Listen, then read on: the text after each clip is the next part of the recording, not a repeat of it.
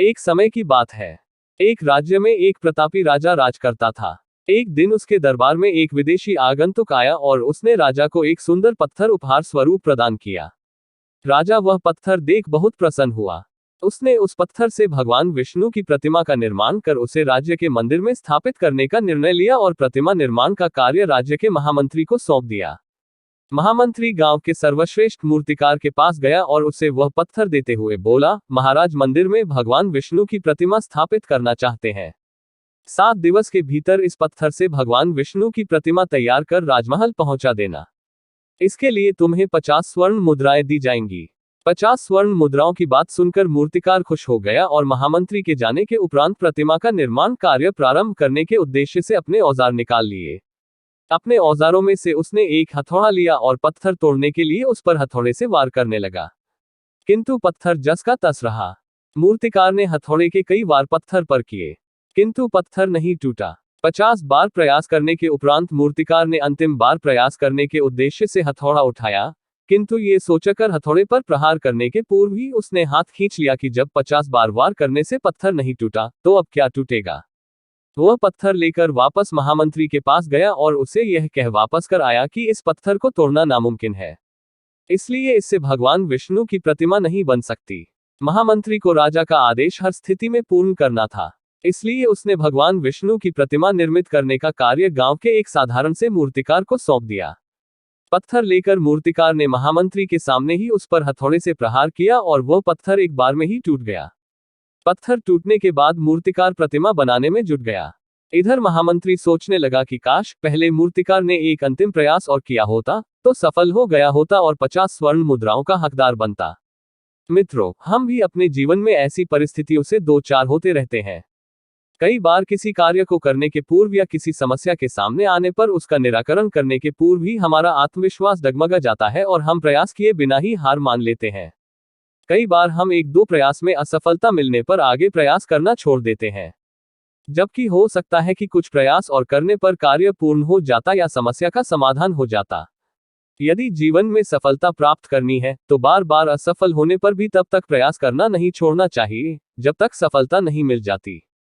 क्या पता जिस प्रयास को करने के पूर्व हम हाथ खींच ले वही हमारा अंतिम प्रयास हो और उसमें हमें कामयाबी प्राप्त हो जाए। अपने शोध के दौरान एक समुद्री जीव विज्ञानी ने पानी से भरे एक बड़े टैंक में शार्क को डाला। कुछ देर बाद उसने उसमें कुछ चारा मछलियां डाल दी। चारा मछलियों को देखते ही शार्क तुरंत तैरकर उनकी ओर गई और उन पर हमला कर उन्हें खा लिया। समुद्री जीव विज्ञानी ने कुछ और चारा मछलियां टैंक में डाली और वे भी तुरंत शार्क का आहार बन गई। अब समुद्री जीव विज्ञानी ने एक कांच का मजबूत पारदर्शी टुकड़ा उस टैंक के बीचों बीच डाल दिया। अब टैंक 2 भागों में बंट चुका था। एक भाग में शार्क थी, दूसरे भाग में उसने कुछ चारा मछली डाल दी। विभाजक पारदर्शी कांच से शार्क चारा मछलियां को देख सकती थी। चारा मछलियों के देख शार्क फिर से उन पर हमला करने के लिए उस ओर तैरी, लेकिन कांच के विभाजक टुकड़े से टकरा कर रह गई। उसने फिर से कोशिश की, लेकिन कांच के टुकड़े के कारण वह चारा मछलियों तक नहीं पहुंच सकी। शार्क ने दर्जनों बार पूरी आक्रामकता के साथ चारा मछलियों पर हमला करने की कोशिश की, लेकिन बीच में कांच का टुकड़ा आ जाने के कारण वह असफल रही। कई दिनों तक शार्क उन कांच के विभाजक के पार जाने का प्रयास करती रही, लेकिन सफल न हो सकी। अंततः थक हार कर उसने एक दिन हमला करना छोड़ दिया और टैंक के अपने भाग में रहने लगी। कुछ दिनों बाद समुद्री जीव विज्ञानी ने टैंक से वह कांच का विभाजक हटा दिया, लेकिन शार्क ने कभी उन चारा मछलियों पर हमला नहीं किया क्योंकि एक काल्पनिक विभाजक उसने दिमाग में बस चुका था और उसने सोच लिया था कि वह उसे पार नहीं कर सकती। सीख, जीवन में असफलता का सामना करते करते कई बार हम अंदर से टूट जाते हैं और हार मान लेते हैं। हम सोच लेते हैं कि अब चाहे कितनी भी कोशिश कर लें, सफलता हासिल करना नामुमकिन है और उसके बाद हम कभी कोशिश ही नहीं करते, जबकि सफलता प्राप्ति के लिए अनवरत प्रयास आवश्यक है। परिस्थितियां बदलती रहती हैं, इसलिए अतीत की असफलता को दिमाग पर हावी न होने दें और पूरी लगन से फिर मेहनत करें। सफलता आपके कदम चूमेगी। एक दिन एक व्यक्ति सर्कस देखने गया। वहां जब वह हाथियों के बाड़े के पास से गुजरा तो एक ऐसा दृश्य देखा कि वह हैरान रह गया। उसने देखा कि कुछ विशालकाय हाथियों को मात्र उनके सामने के पैर में रस्सी बांध कर रखा गया है।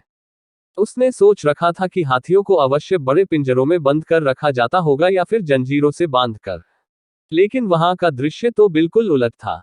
उसने महावत से पूछा, भाई, आप लोगों ने इन हाथियों को बस रस्सी के सहारे बांध कर रखा है, वो भी उनके सामने के पैर को। ये तो इस रस्सी को तो बड़े ही आराम से तोड़ सकते हैं। मैं हैरान हूं कि ये इसे तोड़ क्यों नहीं रहे। महावत ने उसे बताया, ये हाथी जब छोटे थे तब से ही हम उसे इतनी ही मोटी रस्सी से बांधते आ रहे हैं।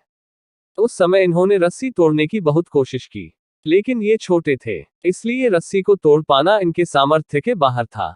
वे रस्सी तोड़ नहीं पाए और ये मान लिया कि रस्सी इतनी मजबूत है कि वे उसे नहीं तोड़ सकते। आज भी इनकी वही सोच बरकरार है। इन्हें आज भी लगता है कि ये रस्सी नहीं तोड़ पाएंगे, इसलिए ये प्रयास भी नहीं करते। ये सुनकर वह व्यक्ति अवाक रह गया।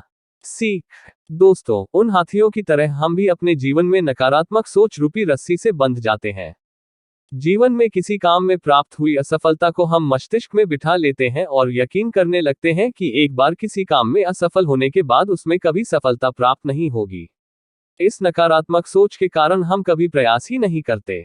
आवश्यकता है इस नकारात्मक सोच से बाहर निकलने की, उन कमियों को पहचानकर दूर करने की, जो हमारी असफलता का कारण बनी।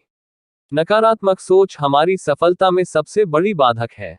इसलिए नकारात्मक सोच रूपी जंजीर को तोड़कर सकारात्मक सोच को अपनाएं और जीवन में प्रयास करना कभी न छोड़ें, क्योंकि प्रयास करना सफलता की दिशा में कदम बढ़ाना है। एक प्रोफेसर क्लास ले रहे थे। क्लास के सभी छात्र बड़ी ही रुचि से उनके लेक्चर को सुन रहे थे। उनके पूछे गए सवालों के जवाब दे रहे थे। लेकिन उन छात्रों के बीच कक्षा में एक छात्र ऐसा भी था जो चुपचाप और गुमसुम बैठा हुआ था। प्रोफेसर ने पहले ही दिन उस छात्र को नोटिस कर लिया, लेकिन कुछ नहीं बोले। लेकिन जब 4-5 दिन तक ऐसा ही चला तो उन्होंने उस छात्र को क्लास के बाद अपने केबिन में बुलवाया और पूछा, तुम हर समय उदास रहते हो, क्लास में अकेले और चुपचाप बैठे रहते हो, लेक्चर पर भी ध्यान नहीं देते, क्या बात है, कुछ परेशानी है क्या? सर, वो छात्र कुछ हिचकिचाते हुए बोला, मेरे अतीत में कुछ ऐसा हुआ है जिसकी वजह से मैं परेशान रहता हूँ, समझ नहीं आता क्या करूं। प्रोफेसर भले व्यक्ति थे। उन्होंने उस छात्र को शाम को अपने घर पर बुलवाया। शाम को जब छात्र प्रोफेसर के घर पहुंचा तो प्रोफेसर ने उसे अंदर बुलाकर बैठाया। फिर स्वयं किचन में चले गए और शिकंजी बनाने लगे। उन्होंने जानबूझकर शिकंजी में ज्यादा नमक डाल दिया। फिर किचन से बाहर आकर शिकंजी का गिलास छात्र को देकर कहा, ये लो शिकंजी पियो। छात्र ने गिलास हाथ में लेकर जैसे ही एक घूंट लिया, अधिक नमक के स्वाद के कारण उसका मुंह अजीब सा बन गया। ये देख प्रोफेसर ने पूछा, क्या हुआ? शिकंजी पसंद नहीं आई? नहीं सर, ऐसी बात नहीं है, बस शिकंजी में नमक थोड़ा ज्यादा है। छात्र बोला, अरे अब तो ये बेकार हो गया, लाओ गिलास मुझे दो, मैं इसे फेंक देता हूँ। प्रोफेसर ने छात्र से गिलास लेने के लिए अपना हाथ बढ़ाया, लेकिन छात्र ने मना करते हुए कहा, नहीं सर, बस नमक ही तो ज्यादा है, थोड़ी चीनी और मिलाएंगे तो स्वाद ठीक हो जाएगा। ये बात सुन प्रोफेसर गंभीर हो गए और बोले, सही कहा तुमने, अब इसे समझ भी जाओ, ये शिकंजी तुम्हारी जिंदगी है, इसमें घुला अधिक नमक तुम्हारे अतीत के बुरे अनुभव है। जैसे नमक को शिकंजी से बाहर नहीं निकाल सकते, वैसे ही उन बुरे अनुभवों को भी जीवन से अलग नहीं कर सकते। वे बुरे अनुभव भी जीवन का हिस्सा ही है, लेकिन जिस तरह हम चीनी घोलकर शिकंजी का स्वाद बदल सकते हैं, वैसे ही बुरे अनुभवों को भूलने के लिए जीवन में मिठास तो घोलनी पड़ेगी ना। इसलिए मैं चाहता हूं कि तुम अब अपने जीवन में मिठास घोलो। प्रोफेसर की बात छात्र समझ गया और उसने निश्चय किया कि अब वह बीती बातों से परेशान नहीं होगा। सीख, जीवन में अक्सर हम अतीत की बुरी यादों और अनुभवों को याद कर दुखी होते रहते हैं। इस तरह हम अपने वर्तमान पर ध्यान नहीं दे पाते और कहीं ना कहीं अपना भविष्य बिगाड़ लेते हैं। जो हो चुका उसे सुधारा नहीं जा सकता, लेकिन कम से कम उसे भुलाया तो जा सकता है और उन्हें भुलाने के लिए नई मीठी यादें हमें आज बनानी होगी। जीवन में मीठे और खुशनुमा लम्हों को लाइए, तभी तो जीवन में मिठास आए।